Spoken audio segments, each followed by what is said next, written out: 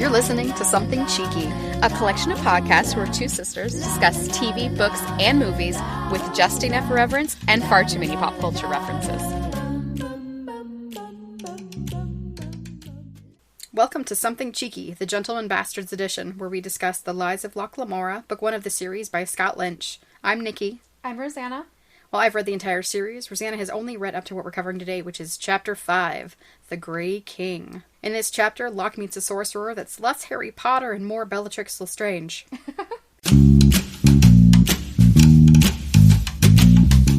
Rosanna, what was your reaction to this chapter? In this chapter, things are just getting messier and messier. We've met the Grey King, and he is putting a kink in the plans, just like Marsavi did last week. And the Gentleman Bastards are having to scramble, I feel like, to alter their plan to make everything fit. And we get more magic, and I'm super excited about that. Nice. What was your favorite quote this time? The quote this time is Locke talking to Jean. He says, "We have a new problem, fresh from the oven and hot as hell." Because, yeah, that's totally it. It's just one thing after another, and it's getting really messy and way more complicated. That reminds me of how I always think of Jean in my head. I always picture him like PETA, where he's just in a bakery, and that just really feeds into it with the hot as hell like an oven. Yes, that does do that. And I feel so bad because all the guys, the twins and Jean and Bug, are like, "Locke, this is bad for you." And Locke's like, it's probably fine. Mm-hmm. It's not fine. No, it's not. Oh my god. Let's get into the action. Locke is meeting with just the Dona, and he's trying not to push her too far until he realizes that she thinks she's still in control of this whole thing. Yes. And she is pissed. Yeah. Oh, man, but so excited for some revenge that she thinks is coming. Yeah. Has no idea that she's completely wrong about it. And even Conte knows what's going on at this point. Right. I'm not surprised they told him. Yeah. Has some nice veiled threats. Yeah. Double meanings, all that. It's great. Everybody thinks they're tricking everybody, but yeah, pretty much everybody's getting tricked. Locke is walking home and thinking it was originally a 2-week span to get all this money, but they've already gotten 17,000 crowns in a few days. Mm-hmm. Does that seem too fast for you? It seems too fast for me. Dangerously fast. It's pretty fast. I mean, I think the way that Locke set it up with the Dawn, it makes sense that he's getting it fast because he told him, give Lucas everything he asks for, but it seems like he's just, give me more, give me more, give me more, give me more. Mm-hmm. Even to somebody that supposedly knows what's going on, it still seems like it's pushy. What I worry about is that Locke has a brilliant plan. It's obviously going really well. But even if you have a brilliant plan thought through, if you start rushing it, things can go wrong and you can get tripped up. Definitely. Yeah, I often make mistakes when I go too fast carrying out my diabolical plans, for sure. So. And, he doesn't act like he's feeling pressure. He keeps pushing off the other guys. No, it's no big deal. It's no big deal. But why is he rushing it then? Yeah. What's his motivation for that? Because it is definitely seems like a faster timeline than they had originally decided. So I don't know what he's doing with that. Maybe he is nervous. Locke is walking around in what I imagine as a Central Park type situation through the trees when he's going home from his meeting. Realizes he's completely alone, which is uncomfortable for a person who's used to living with people and being in a city full of people. Right. And starts to suddenly feel wrong. Realizes he's all turned around, thinks maybe the Dona poisoned him until he sees men in the trees calling him Master Thorn. Mm-hmm. What were you thinking at this point? Were you like, oh shit, the jig is up? Yeah, I wasn't sure who it was. Mm-hmm. I didn't think it could possibly be, just like he thinks later, that it's Barsavi's guys. Yeah. That's just not their style. Mm-hmm. You know what I mean? They seem more thuggish than like sneaky. And then I thought, well, it can't be the Donna either. What good would it be to drug him when he's leaving? Mm-hmm. Plus, she doesn't know he's the Thorn of Camor. So, I mean, of course, as soon as they say it's the Grey King, I'm like, oh, right. That's who else could it have been? Mm-hmm. But now I'm like, how do they know? I mean, how does the Grey King know that Locke equals Lucas equals the Thorn of Camor? Mm-hmm. Which, of course, we find out later why. Yeah. But at this point, I couldn't figure out how they had made all these connections. Mm-hmm. And also drugged him, but not really, but maybe. Yeah. Turns out it's the Bondsmage. Yes. Which I was really happy to see real magic. Yeah. Because I like magic. Did you think when we started these books that there would be any magic in them? I had hoped so, and I feel like I was on board with reading them because something you had said about the series made me think that was the case. But I didn't feel like we were getting much up until this point. It was more chemical than magic. Definitely. You know what I mean? Yeah, so I'm really excited that there's actual magic now. Yeah, we've moved beyond science. Yes. Well, science in quotation marks, but yeah. Were you excited that we got to see Father Chains outside of an interlude when we get the flashback? Yes, always. I was happy to see him. Yeah. So he talks about Bondsmages, the Bondsmage, the whole group of them. I'm going to read this little section from the book that just made me so happy, and it describes Locke so perfectly. It's actually in between one section and another. Chains shook his head. Sorcery's impressive enough, but it's their fucking attitude that makes them such a pain. And that's why, when you find yourself face to face with one, you bow and scrape and mind your sirs and madams. Nice bird, asshole, said Locke. Yep. That actually was on my list of quotes. Was it? Yes. It just, it's the perfect description of Locke just does not give a crap. I know. I read that and I was physically shaking my head. Just like, Locke, what are you doing? He can't help himself. I know. He's so cocky. He is. He really is. He is compulsively cocky. Yeah. Yep. It just made me so happy. I was excited to see the bird. I like the bird. Yeah. Yeah, there's a lot of good stuff in this chapter. Even though it's exciting for me to read, but it also makes me more apprehensive for Locke's whole situation. Because now he has very dangerous people that are watching him. What's scary about that? Well, and also it's like a valid nemesis. Like somebody on or above his level. Because the whole game with Barsavi is, Locke is just playing him. Oh, yeah. And that's not going to happen with the Grey King. That's not happening. It's not going to happen. This guy is a step ahead of Locke. At least, already. Mm-hmm. And Locke is the one playing catch-up now. And that's not a familiar situation for him, and I don't think he is nervous enough.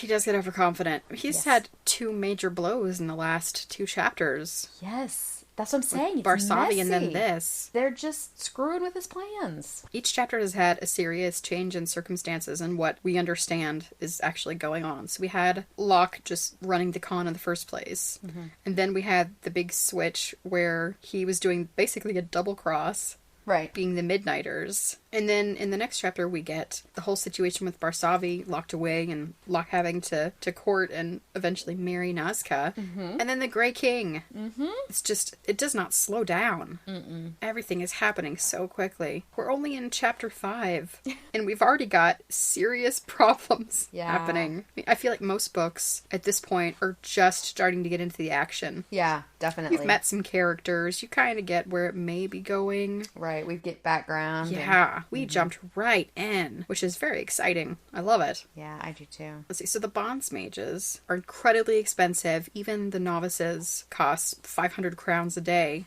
to have them in your service. Which, one of the questions that the boys talk about later is, how is the Grey King paying for this? He's had the Bondsmage around for 2 months, they figure. Right. That is really expensive. And he's experienced. He's got the 3 tattooed lions on his wrist, so he's a pretty good sorcerer. Do you have any theories on how? I don't think he's paying him. Oh, what do you think? I think there's some sort of a personal connection or a debt or something. Or maybe they're like friends or partners or I don't know. Lovers. Yeah, exactly. Something. I think there's more to their relationship than boss / wizard. I'm just going to call them wizards.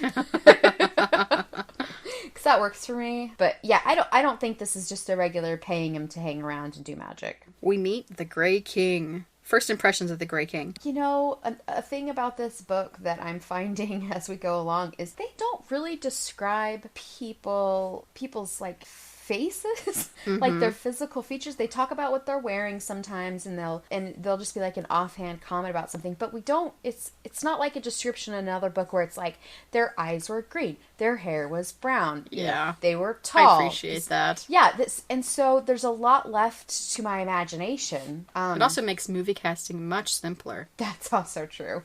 No one will get mad that the cat you cast to play the cat was the wrong color. Yeah, I thought it was interesting that Locke said that there was something familiar about the Grey King. Yeah, what was that about? Well, I just thought when I read that, I was like, I wonder if he's from Locke's past somehow. Who is this guy? Have we seen him before? Are we going to see him in a flashback, an interlude or something like that? And then, jumping ahead a little bit to the interlude, Locke is talking about his family and how he hasn't seen his father since he was a very, very young child. And of course, my mind is going to connect to those things. Yeah. So that's, when I first read this part, I was like, well, he must be in Locke's history. Because Locke to me seems like the kind of person that's like, if this guy looks familiar, he's seen him before. I don't know where and I don't know how. But then as soon as I read the interlude, I was like, oh, maybe they're related. But I don't know. So I know that I told you there was no time travel in this book. Yes. The Grey King actually turns out to be Father Chain's from the past going into the future. Oh, of course. Yeah. That sounds really wrong, Nikki. That's why he likes him so much when he meets him when he's young, because he's already met him in the past and the future. Oh, that's very confusing. You make time travel confusing. It's you that does it. It is not. It is confusing on its own. See? What can you even say? In the past and the future, it's both. Time is fluid. It's not a straight line. It's a mess. Yeah, just that's ask not more confusing. Any character from Doctor Who. Man. So, yeah, the Grey King, I don't know what to think about him. He seems very smart, very tricky. He seems like the kind of person similar to Locke, where he's got many, many steps already planned out. Oh, yeah. I don't know what to think about him. He knows a lot. I need more information about him. Yeah, he knows a lot about a lot. I feel like he knows too much. Things that he shouldn't be able to know. But I mean, he has a wizard, so... He does. I mean, he even knows about the burrow. That alone... Yes, which we find out... How would he have found out? It's because of the bird, right? But how is the bird... Is the bird going into the temple and watching them as they climb down? How did he find out about the burrow? That's my real question. Okay, that's a good one, too. They come out the back, right? Sometimes when they leave, there's like a garage. Some sort of... Well, there's a stable... Right. On the temple. Not from the burrow, though. So unless the bird was inside the temple and watched them go into the burrow, or follow them for one of these weird exits that we haven't seen them use yet, which they would through the notice tunnels. that, because they even mentioned that they noticed seeing the bird. So, which, by the way, apparently is not a dragon. So, were you sad the bird was not the pygmy dragon? Yeah, actually, I was really sad. I was kind of sad that it was just a bird. I mean, it's not just a bird, but, when they're talking about, something mysterious flying in the sky, I mean, it's like, it's a bird, it's a plane. Nope, it's a bird. It's just a bird. It's Super Falcon. Yeah, so I was a little disappointed it wasn't a dragon. At least it's an interesting bird. It is. So, yeah. But yeah, you're right. He knows way more than he should. Yeah, I was confused about some of that. Just how we would have known about the burrow. Just that part. Everything else I could understand. But that seems odd. Maybe he's also like Peter Pettigrew and turns into a rat. Maybe he's not just the falconer, he's the falconer and the mouser. Maybe he's... I don't know. I just need to read some more. I don't know what he is. I appreciated that the Grey King really had the measure of Locke, and noticed that Locke goes from scared to scheming in no time flat. Just straight into figuring out how he can get ahead. How does he know him? How does he know him? How does the Grey King know Locke so well? That's another thing that's interesting. So the falconer that's been paying attention. Right. I feel like it would be difficult for the falconer to communicate everything he noticed about Locke's personality. Yes! In a way that lets the Grey King really understand Locke as well as he does. Yes, exactly. How does he know him? So unless he is following Locke around he's not, himself. Though. I mean, unless he really is a rat. I don't know. How does he know him so well? And so now, of course, my mind is just like, well, there's magic. Maybe it's like a polyjuice potion thing. I mean, of course, if I hear magic, it's immediately going to go to Harry Potter. Mm-hmm. That's just where my mind usually is. Is he disguising himself even better than Locke does? Is he wearing a fake face? Is he really Bug? I mean, is he LL Cool J in Mission Impossible? Exactly! Is he LL Cool J / Drew Barrymore? Oh, yeah. I don't know. It's more questions than answers. I just don't know. This is great. I love you're so confused. I am! It's really fun to watch. It doesn't make any sense. It doesn't make any sense at all. He knows basically everything about Locke. I bet he didn't say it, but I bet like everyone else in the book, he knows that Locke and Sabitha have broken up. Apparently that's like more gossip. Everybody knows. Yeah. Yeah. Locke has to pretend to be the Grey King to meet with Barsavi. This is what the Grey King wants from him. Mm-hmm. He's going to have the Bondsmage as protection, which seems good. However, I don't trust the Bondsmage. No, me neither. At all.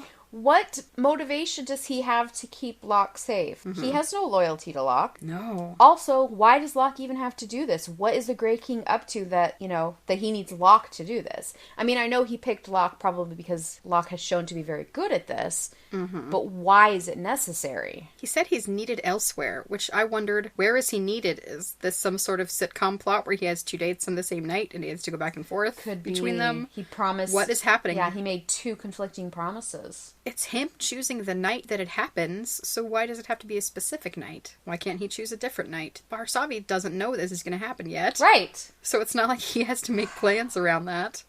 What is he planning? What is happening? I'm getting more and more frustrated the more we talk about it. Do you have any ideas about what he's doing that he makes him not be able to go? Or does he just not want to put himself in danger? Well, here's the thing with that. There's nothing forcing his hand. Mm-hmm. He doesn't have to go to Barsavi. Yeah. So... Though he says that he's going to present some sort of mutually beneficial solution. That also doesn't make any sense to me either, because the Grey King has the upper hand. Mm-hmm. He's killed a bunch of Barsavi's people. He's got Barsavi blocked into a corner. He's not coming out. The Grey King has all the power. Oh, yeah. Nobody knows where he is or who he is or how to get to him. So what is making him feel like he needs to change it to make a mutually beneficial arrangement? Mm-hmm. He has all the benefits now. Why? I'm not sure. Unless he doesn't want to hide anymore, I guess, maybe? But then it shouldn't have to happen in a very specific time. He could just decide when he wanted it to happen. Also, why would he need to hide anyway? Nobody knows who he is. Mm-hmm. Except that he has dressed himself to the nines in all gray. Right. To meet Locke, so he knows who he is right away. Yes, but that was specific and on purpose. Mm-hmm. If he wanted to just go out... He could walk around like a regular person. Yeah, in green and blue and yellow and whatever. Yeah, I don't know what he's doing. I don't know. and Barsavi's a mess over it. Oh, yeah. So why is he trying...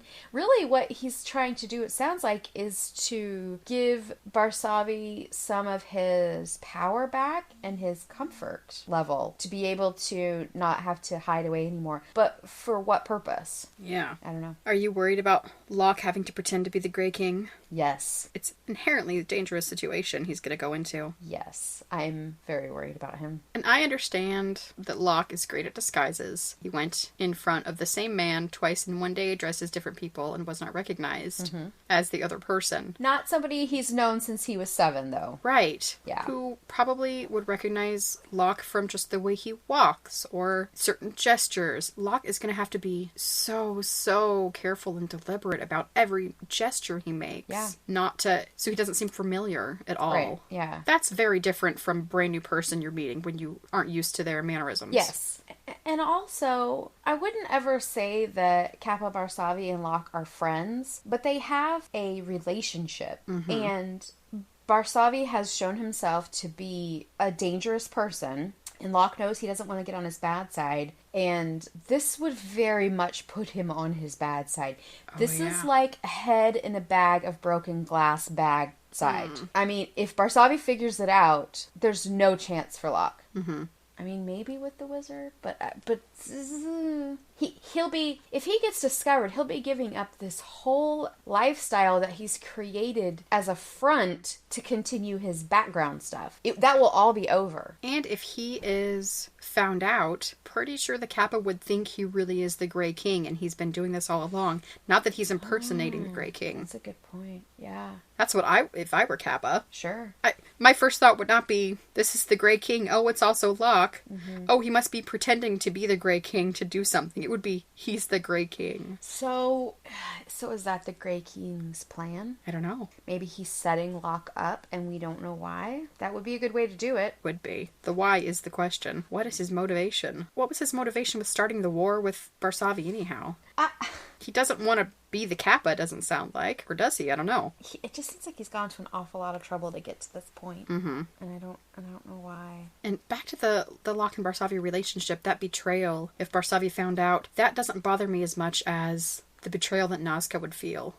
Oh, yeah. You know, they're not together and they don't want to be together, but they seem to have a very good friendly relationship. Yes, they do. And I would be more upset about her thinking that Locke was betraying her family. Yeah. Yeah, I agree. It's a mess. It is a mess. It's yes, very messy. Locke has one condition. Surprised, it's only one. That he have a way to contact the Grey King. Which I thought was really smart. Yeah. I always wonder if Locke is already a few steps... he's certainly caught up. Yeah. I always wonder if he's gotten a few steps ahead already. Yeah, he certainly catches up quickly, too. Oh, yeah. To be just, drugged and taken somewhere and wake up somewhere he has no idea where he is and who he's with. For him to be like, okay, this is what's happening. This is what I need. Yeah, that was quick. He is quick on his feet. Very, very quick. He kind of wakes up and realizes he is not at the tavern anymore and not kidnapped any longer. And that everyone's going to be really worried about him because he's been gone for quite a while. That's sweet. I appreciate the change in his disguise as he walks. Oh, me too. I could picture that in my head happening. I love It's very The Usual Suspects. Yeah, I really liked that a lot. Yeah. And so he has to kind of, shake out. And it's so easy to switch too. He doesn't even really change his clothes. He just tucks the ribbons in his shoes and changes his collar and all that. Such small things that make such a big difference. And without even much thought. This is just what he does. Yeah. And he runs into Jean, and they were all worried he was taken, and they were right. Yep. That he had been taken. Yep. And that's not even the problem, Jean. We have a new problem. Fresh from the oven and hot as hell. They all go up to the room with the last mistake in the broken tower, and they mention that the window is open while they're talking, and all I was thinking was, close the window, the bird can hear you. I was just thinking, close the window, anybody could hear you. Yeah. Yeah. I was just picturing Ventress flying outside the window, listening, and the Bondsmage thinking, well, now we know their exact plan. Well, and also, think about this, it's in the writing, the window's open. So the writer, Scott Lynch didn't have to write that. He decided what was going to go in. So that's important that he mentioned the window's open. It's like, you guys, you're so much smarter than that. Well, it could have just been to illustrate that it was hot and that's the season. No, you know what? It's hot and he's still been wearing a wool outfit. Discomfort is not the issue. Safety. That part made me very nervous. Locke fills everybody in about what's happened, and they're all worried that the Grey King's just gonna kill Locke after the Barsavi meeting anyhow. Valid. So, yeah. Speaking of the Barsavi meeting, what do you think the Grey King wants to say? What could his mutually beneficial solution possibly be? Maybe the Grey King wants to marry Nazca. I don't know. I don't know. I feel like there are better ways to court a woman and ask your father's permission. You're so attractive. I'm going to turn your father into a hermit, and he'll have no choice but to marry us. No, I don't know. I don't know where he's going, because we don't know enough about him to know what he wants, what his end goal is. Maybe Barsavi pissed him off when they were both younger, and it's like a vendetta. Maybe Locke pissed him off when they were younger. I don't know. There has to be something in the past that set this in motion, and I don't know how far back. They've decided not to call off the Dona Salvara game. Mm-hmm. Which is crazy. Yes! Come on. Oh, you greedy, greedy gentlemen bastards. And considering they don't even have actual plans for the money. I know! It's not like, this is not Breaking Bad. You don't need to pay for your cancer treatments. Yeah, it's not like they're saying, well, as long as we can get this next, say 5,000 crowns or whatever, we can leave this scary place where everybody wants to kill us. They're not even planning on leaving. No, they've got plenty of money to do anything they want. They don't want to go anywhere. They could just leave. They could just leave. Even with the bird situation. I mean, they should have left a long time ago. Well, if the bird doesn't know where they are, it's not like it magically knows how to find them. Though maybe that's another thing that Bondsmage can do. Well, and I feel like the bird's partial job, big job, is to follow them. Probably. So... There was one little bit that I loved. Jean's hatchets. Turns out they're the Wicked Sisters. That's what he calls them. 3 of us are always together. Yep. Never alone. Yeah, I liked that too. That seems really uncomfortable to carry those around. Mm-hmm. In the back of your shirt or whatever. But they've probably come in handy many times. Oh, I'm sure it's worth the discomfort. Say it's worth it. Yeah. Mm-hmm. Even just to feel like a badass all the time. If you're feeling a little weak, just realize that you have hatchets with you, and then everything's okay. Yeah, or also, you know how sometimes when there's like a face-off in a movie or something, and somebody just puts their hand on the gun, and the other person's like, ugh. I can see Gene just putting his hand on the hatchet, and somebody else going, is this the fight I really want to get into? Yeah. Maybe not. He's dangerous enough without them. Yes, just his bare hands, probably. We haven't seen him fight with them before. But I imagine he's pretty skilled. Oh, I can't imagine he'd carry him around if he was always dropping them and cutting his fingers. Probably pretty good at it. Now I really want him to be just the clumsy really brute. Just flip it around, it lands on his foot, cuts off his toe. Oh, man! Not another one. The chapter ends with Locke's presence being requested urgently by the Kappa. Oh my god, what now? I know, just one thing after another, he can't seem to get a break. Exactly, he just wanted to take a nap. What do you think the Kappa wants to see him for? I don't know. All my answers tonight, yeah, I don't know. I don't know what he wants. This is what my note says. What now, Kappa Barsavi? What?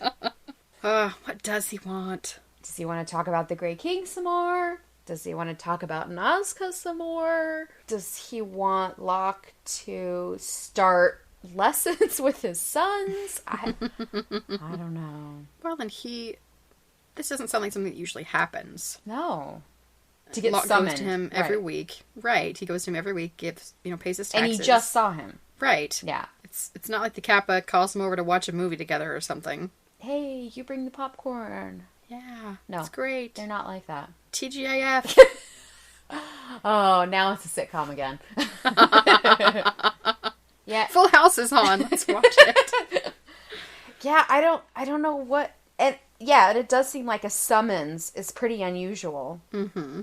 The small comfort I found in that was that they called... The guys from Barsavi called him brother.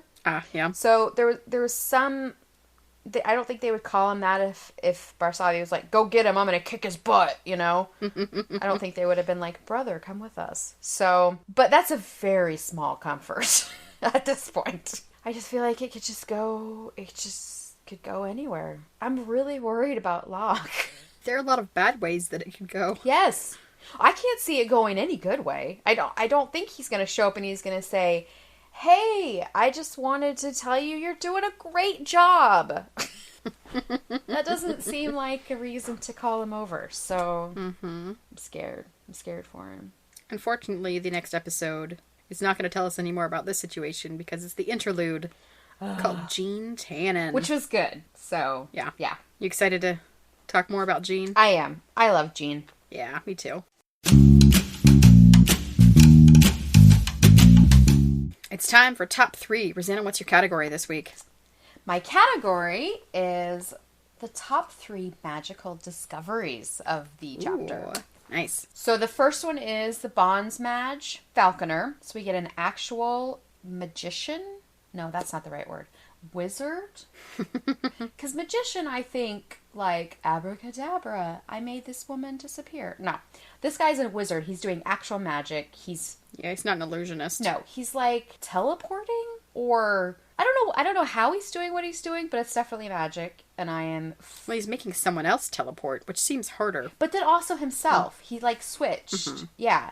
So, he's doing real magic. I'm really excited about that. I would love to see what else he can do. I'd love to meet other Bondsmages? Bondsmages? I think it's like the Bondsmage. Oh, okay. Or Bondsmages are the people. Yeah, I think I'm still going to go back to wizard. I'd like to meet more wizards, and I'd like to see what other kinds of magic they can do. And is this like a thing that happens periodically in Camor? Like, do other people know about it? Or is it sort of like a secret society kind of a thing? I want more, for sure. They seem very dangerous. Because they can do whatever they want, I think. Yeah, I wonder if there are non-evil Bondsmages around somewhere. So far, I don't think this guy is evil. Falconer... Oh, okay. I mean, he's not been mean, has he? I guess that's true. He's just, you know... I guess all the sneering gives me a bad impression. Well, he could just be a jerk. But you don't have to be a bad person. Just, there's light and darkness in all of us, Nikki. So, yeah, I don't know... Meeting only one, we just don't get enough. Mm-hmm. Not enough for me, for sure. Yeah, I need a Gandalf, I think is what. Yeah. I mean, everybody loves a good Gandalf, really. Mm-hmm. Or, you know, a good Dumbledore. I like a good Dumbledore. Basically, they're the same person in my mind. Kinda, yeah. It's the beard. I can't help it. Yes, the beard and hat. Pretty sure they share a wardrobe. Yeah. Oh, now to me they're roommates. Aw, they're like so cute. They're like in an old folks home. Yeah. What do you call the two characters where one's messy and one's clean? The Odd Couple. Yes, they're the Odd Couple. Yeah. I think Dumbledore's the messy one. Dumbledore's the messy one. Okay. Anyway, let's move on to number 2. The communication candle. Oh, yeah. So Locke lights the candle and says Falconer, and Falconer appears. Or at least that's what we've been led to believe will happen. I would very much like to see that happen. Because I can imagine the Falconer is like sitting around, maybe drinking some ale or, you know, putting his feet up in front of the fire. And then all of a sudden he hears Locke like somewhere around the side of his ear. Falconer, and he's like, damn it, I just sat down. Now I gotta go see what this guy wants. I think it seems like he and Conti would get along really well. Oh, yeah. It seems like they could be buddies. Like, just grumpy old men that also can Another odd couple? fight. Yeah, I guess. Are we just pairing everyone off? I don't know why we wouldn't. Oh, that would be great. Okay, and then the third magical discovery that we made was the scorpion hawk, which is great because we found out that that's the bird that's been flying around spying, pretty much. Mm-hmm. Also, it gives us the idea that there's some sort of animal crossbreeding. Does this have to do with magic, alchemy, a combination of magic and alchemy? Are we attaching something to the bird with magic? Or are we crossing the bird with another organic other animal? Yeah, I mean, is it like, are we in a lab and we're messing in like petri dishes? I don't know. Now, how do you'd have to introduce scorpion DNA into the hawk. Which is impossible. I mean, that has to be. It's not impossible. Okay, but it has to be, it's not like you can just do it and what comes out is this hawk. Right. That doesn't. There has to be so much more to it. And then also on top of that, we have the whole Brennan Stark, Skinwalker, this guy. Yeah, he's a warg. Yes, this guy can see through the hawk's. I'm sorry, what was the hawk's name? Ventress. Ventress. Can see through Ventress's eyes, it seems to be. So, can he do that whenever he wants to? If he does that, does his body do like the milky white eyeball sort of thing. He just goes still. Or is it just like being able to see and hear, so you can just see two things at the same time? It's picture in picture. Yeah, exactly. It's like a little picture down at the bottom. But then, yeah. Or is his spirit actually in the bird? Does the bird see what Falconer sees? Do they have, like, actual mind conversations? Or is it really just a bird? Well, can he guide he must be able to guide the bird, give it basic psychic instructions. Or is the bird, like not a regular bird? Like a person bird? That doesn't make any sense. That sounds... A person bird. No.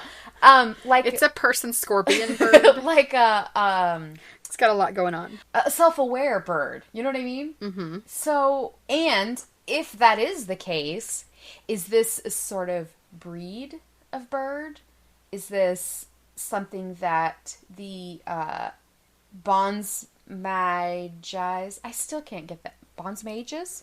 Is that what we're going with? Sure. Okay. They're Bondsmage. The Bondsmage, are they doing something to the bird? Because, okay, so I'm going to do another Harry Potter reference because that's what I do. So, and I don't know how many people have read more than what is actually in the Harry Potter books, but there has been discussion about how Hermione's cat Crookshanks is a, was it Kniezel or something like that? I don't know what that is. Okay, so I think that's how you say it. But so it's a type of animal in the wizarding world that is smarter than animals. It's like as smart as humans.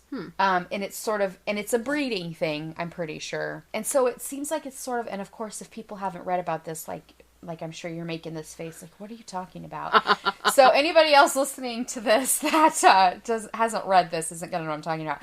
But it's sort of like, it's a level of animal between animal and person by awareness. That makes sense. Yeah. Okay. Thank you. Because I was going to ask. Sentient. I don't know if that's. Yeah. I don't know if it's coming out how I'm meaning it to, but it is. Okay. Good. So it seems like, so there's some crossbreeding, some alchemy, some experimentation. I'm going to go with. How many animals are like gene this? Splicing. Yes. How far back have these animals gone? Who's been making them this way? Are they born this way? Like Lady Gaga says? I mean, does this have something to do with the aliens? I don't know. I don't know. Eldrin birds. Yes, exactly. Why? I mean, you know what? They could be. We just don't know enough. But I'm really excited about these pieces of magic. I imagined it as very Jurassic Park 3, where Chris Pratt has the raptor's imprint on him when they're born, so the bird has to imprint on its magician. That is not Jurassic Park 3, girlfriend. What is it? It's Jurassic 4? World. Yeah, but it's the fourth one. Okay, it's 4. It's not Jurassic Park 4, it's Jurassic World. It's number 4 in the series. I guess. Jurassic Park 93, The Lost World 97, Jurassic Park 3 in 2001, and then Jurassic World in 2015, and then Jurassic World 2 is going to be next year. And then there's a 6th film to be announced. What? So yes, Jurassic World is the 4th Jurassic movie. Yes. Okay. Yes. So, I was right. Yeah, so that totally makes sense, though. The whole, like... Because that's kind of what I was thinking, too, when I was reading this. Like, not specifically Jurassic Park World, whatever, but, like, the whole laboratory and, like, messing with the DNA and... Mm-hmm. But that seems really science-y compared to this magic that we have, so I feel like it's probably a combination. Yeah, I like to think that. Yeah, but I really want more magic. I'm imagining a lab with all these very sciencey looking scientists with their glasses and their lab coats. Mm-hmm. And then one says, hey, it's time to bring in the magician. They have to go off to the side room, which is just covered in tapestries. has a little umbrella stand with staffs in it, and they bring in the magician who has his giant hat, and then he has to do his magic over the and there's probably like animals, like a microscope, and then right next to it a potion bottle that when you throw something in, it goes poof, and it's like sparkly. And the scientist, Merlin, stop using my Bunsen burner. Exactly. Yeah. Yep. That makes me happy. I also am going right to The Odd Couple with that reference too. He's a scientist and he's a magician. Will they ever get along? It'll be Harry, Dresden, and Bill Nye the Science Guy. Oh my gosh, wouldn't that be funny? That would be. Oh my gosh. Okay, so that's my top 3. I'm super excited about the magic. Do you have any more predictions about anything? Nikki, don't even ask me with the predictions again. I have already said, I don't know what's so much happening. I don't know what's happening right now. I don't know what's going to happen in the future. And I don't know most of what happened in the past. I got nothing. Oh, it's a mess. It is a mess.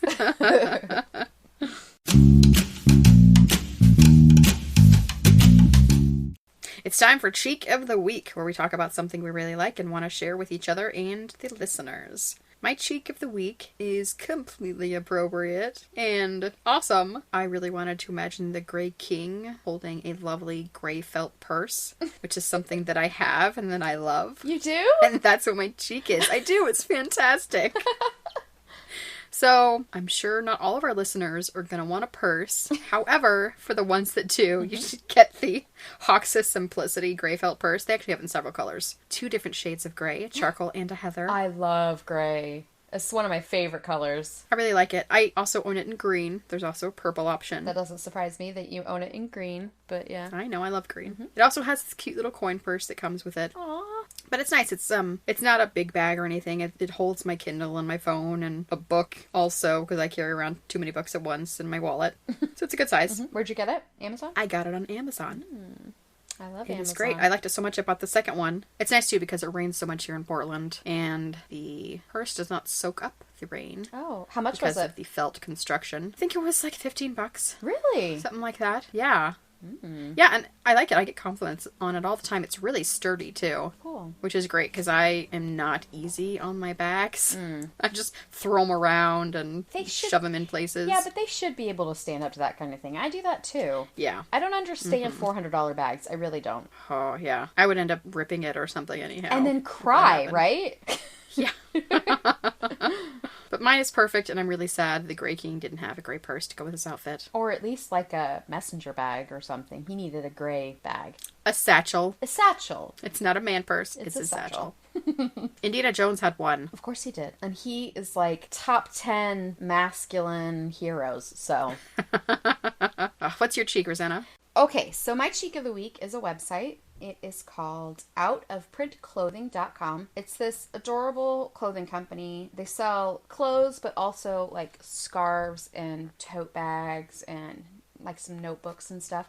And everything they sell is literary themed. So it's either related to a library or related to a book. Nice. And they have these socks that have like Sherlock Holmes on them. They have these shirts that have like a library cart with books on it. It says "That's How We Roll." Just super, super cute stuff. And I've looked at this website lots over the past couple of years and just picked out cute things, and they have like little onesies that say "Good Night Moon," and as somebody who really, really loves the library, I really, really love this whole entire shop. And in addition to that, I'm a volunteer for the Friends of the Library group in my town, and we're a group that raises money to help the library with their shortage of funding from the city. We do all these kinds of fundraisers, and one that we're doing this year is an adult prom, and it's Sherlock Holmes themed. Nice. And just on a whim, I sent an email to Out of Print Clothing, and I said, hey, we're a club that supports the local library. We're doing this prom. Is there any chance you guys want to sponsor us? Or, something like that. And like in less than 48 hours, somebody contacted me and said, we're a pretty small company. We can't give you any money, but we're going to mail you a box of merchandise to put in your silent auction. Oh my God, that's fantastic. Just like that. They just said, that is so great. Yeah, they said, we're just going to send it to you. Just give us an address and and enjoy what we send. Wow. Oh, that's wonderful. Yeah, I mean, they're not local at all. I just said, we're a library club. We're just trying to help out with libraries. And they're like, heck yeah, we'd love to help you out. Isn't that amazing? That is. When I got that email, I was... Oh, now I have to go shop there. I know, I was so excited. I wrote back and I said, thank you so much. We really, really appreciate that. And I said, hey, anything you send us will be great. If you're looking for ideas, it's a Sherlock Holmes themed prom, and they have like Hounds of Baskerville shirts. Oh, And wow. I mean, just super, super cool stuff. So I haven't seen what they sent yet. It's supposed to show up this week. I can't wait to see. In fact, I'll send a picture of what they send once I get into the box after it's delivered so everybody can see the cute stuff they have. And I definitely recommend if you're like super into books and just like showing your love for libraries. They have a scarf that has the pattern of like the old school checkout library cards that have the lines on them where you write your name and the date on a scarf or like on socks. That is great. They're so adorable. They have a shirt I just saw today that is an octopus holding the Fantastic Beasts and Where to Find Them book. So cute. So cute. So everybody should check it out. Yeah, we'll have to tweet a picture. Yeah, www.outofprintclothing.com. I have to go there right now. Yeah, you should. And listeners, we were able to get a coupon code for you to use. On the Out of Print website, just go to outofprintclothing.com and use the coupon code SOMETHINGCHEEKY at the checkout. It'll give you 20% off anything on the entire site. It's good between May 3rd and May 10th, 2017. Thanks, Out of Print. We love you. We love you too, listeners. Listeners, you can find all of our Cheeks of the Week and send us your questions on our website, somethingcheekypodcast.com. That's our episode. Please leave us a review on iTunes. It really helps. And follow us on Twitter at SomeCheek. You can also check out our other podcast where we talk about the TV series Vikings. Thanks for listening. We'll see you next week.